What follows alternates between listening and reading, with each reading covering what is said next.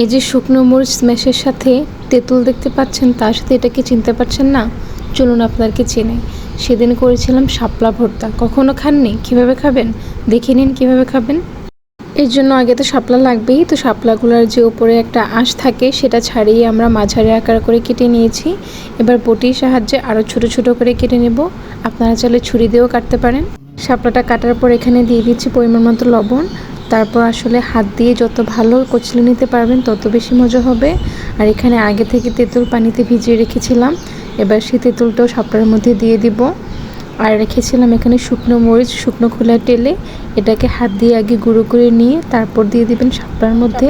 ব্যাস, আর কিচ্ছু লাগবে না। ভাবছেন এত সাধারণ কিছু দিয়ে কিভাবে এত মজা হবে? আপনি জাস্ট বাসায় একবার তৈরি করে দেখবেন, বানিয়ে দেখবেন কতটা লোভনীয়। আমরা কিন্তু এখানে অনেকজন ছিলাম, আমরা তো ভাগেই পাচ্ছিলাম না, এত বেশি মজাদার ছিল। নিমেষেই সবটা ভর্তা আমরা শেষ করে ফেলতে পেরেছি। তো আপনারা বাসায় অবশ্যই ট্রাই করবেন।